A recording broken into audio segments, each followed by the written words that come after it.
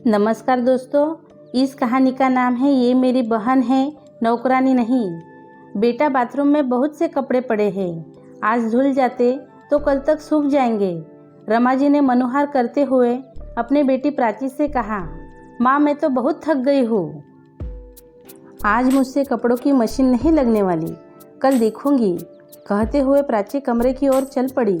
कमरे में लेटी हुई सुमन माँ बेटी की बातें सुन रही थी।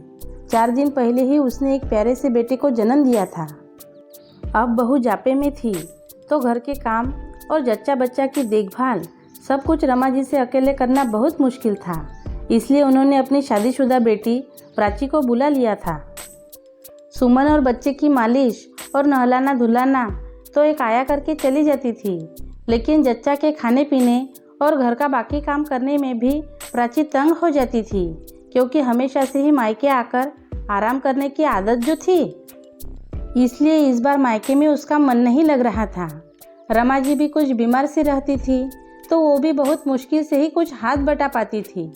सुमन की माँ विमला जी और छोटी बहन नम्रता भी सुमन और उसके बच्चे को देखने आई थी। सुमन की छोटी बहन नम्रता बहुत ही चंचल और हंसमुख थी। आते ही भाग भाग कर सब कामों में हाथ बटाने लगी। शाम को जब उसकी माँ और बहन वापस जाने लगी तो रमा जी बोली, नम्रता बेटा, तुम तो बहुत फुर्तीली हो, मुन्ना भी देखो तुम्हारे पास कैसे खेल रहा है। सास की बात सुनकर सुमन ने कुछ सोचते हुए अपनी माँ से कहा, माँ यदि आप ठीक समझो तो कुछ दिनों के लिए नम्रता को यहाँ छोड़ दो, दीदी और माँ जी की थोड़ी मदद हो जाएगी।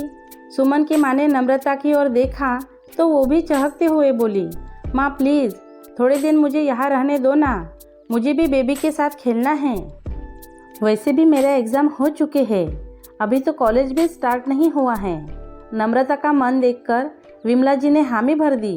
नम्रता अपने आदत के अनुसार भाग भाग कर जो काम होता कर देती, फिर अपने भांजे और दीदी के पास बैठ जाती। 1-2 दिन तो सब ठीक चला, लेकिन धीरे धीरे प्राची को नम्रता का थोड़ी देर बैठना भी अखरने लगा।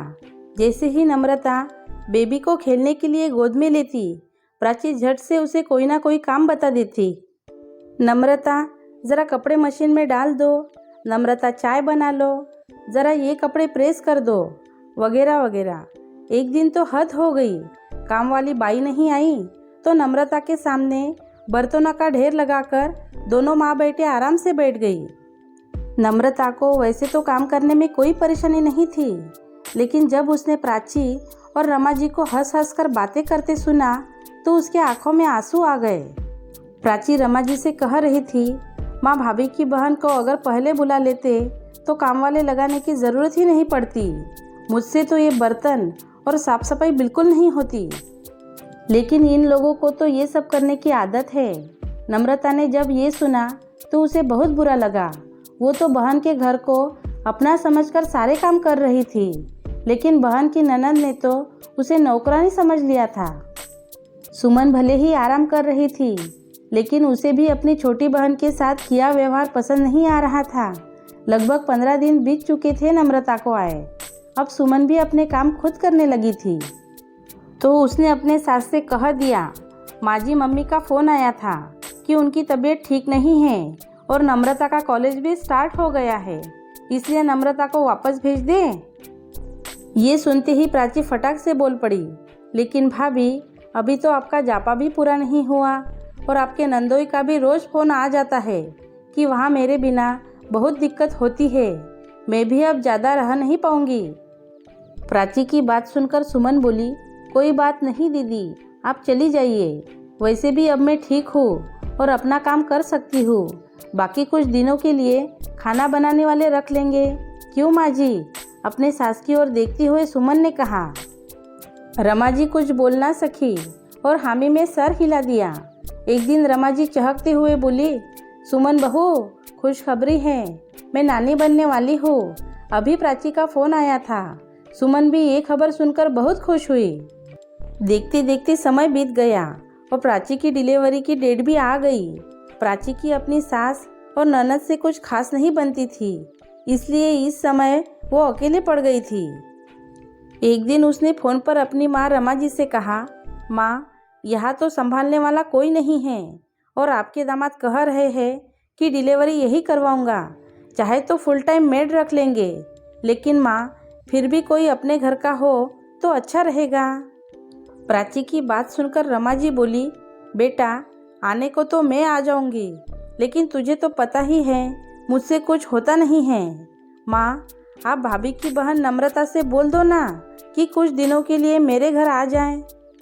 बेटा लेकिन मैं सुमन से बोलकर देखती हूँ। जब रमा जी ने सुमन से कहा तो सुमन को समझ नहीं आ रहा था कि वो क्या जवाब दे। इतनी देर में प्राची का फिर फोन आ गया। माँ अपने भाभी से कहा क्या, वैसे मैं मुफ्त में उससे काम नहीं करवाऊंगी, मेड को जितना देंगे उससे कुछ ज़्यादा ही नम्रता को दे दूंगी। ये सुनकर सुमन को बहुत गुस्सा आया। दरअसल इस बार फ़ोन रमा जी ने नहीं बल्कि सुमन ने उठाया था। सुमन बोली, दीदी मैं तो सोच रही थी कि आपको किसी अपने की ज़रूरत है, लेकिन आपने तो मेरी बहन को नौकरानी समझ लिया। माफ़ करना दीदी, नम्रता वहाँ नहीं आ सकती, लेकिन हाँ आप चाहे तो यहाँ आ सकती हैं।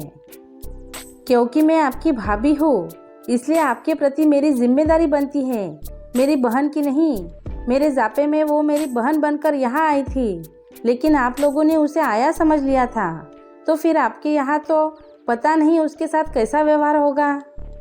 इस कहानी के बारे में आपकी क्या राय है, ये आप मुझे कमेंट करके बता सकते हो। कहानी अच्छी लगे तो लाइक शेयर कर देना, और अगर आप मेरे चैनल पर नए हो तो सब्सक्राइब कर देना। Thank you.